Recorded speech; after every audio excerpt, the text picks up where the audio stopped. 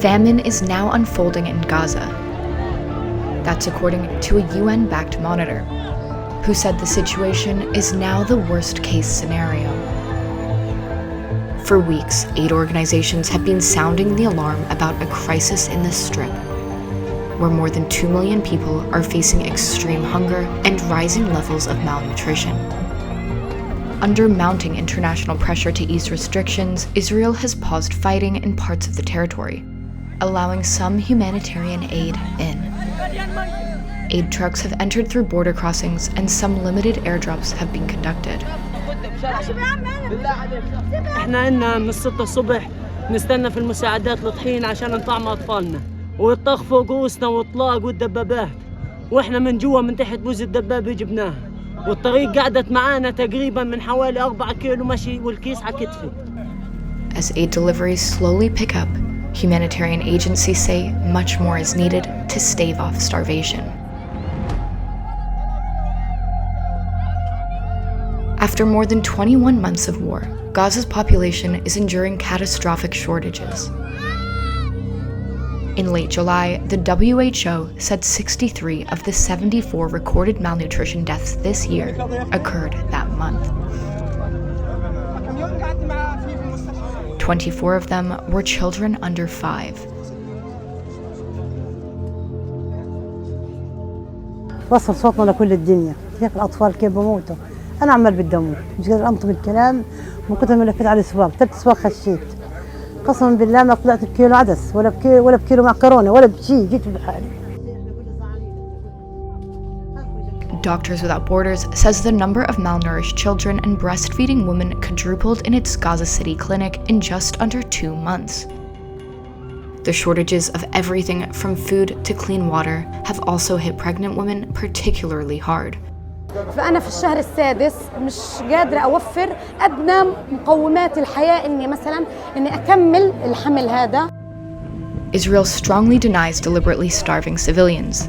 Instead, it accuses Hamas of purposely creating a humanitarian crisis. Israel is presented as though we are applying a campaign of starvation in Gaza. What a bold-faced lie.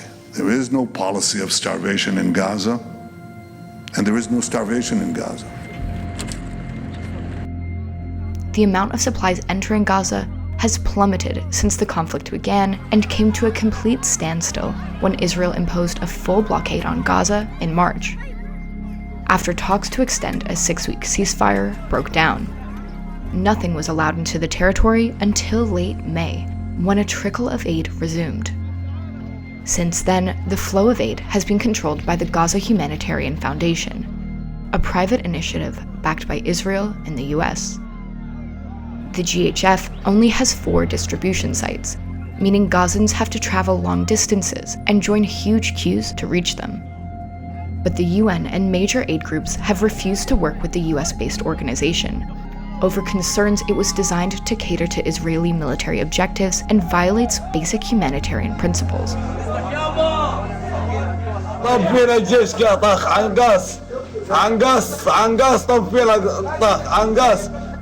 In July, the UN said more than 1,000 Palestinians had been killed by Israeli forces while seeking aid, most of them near GHF centers.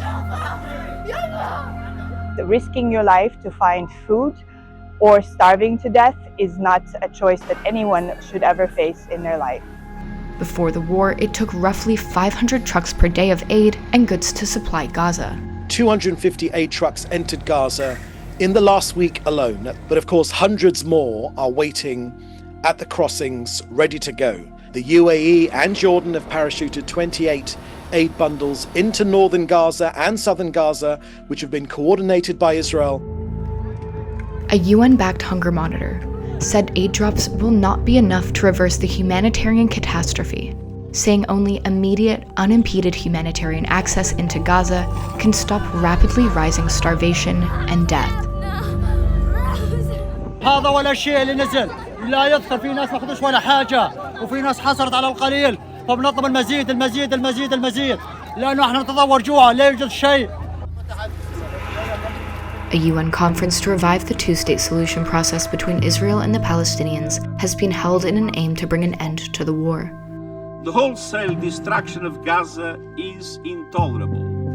However, truce talks have stalled after Israel and the United States quit indirect negotiations with Hamas in Qatar, leaving no end in sight for the suffering of Gazans.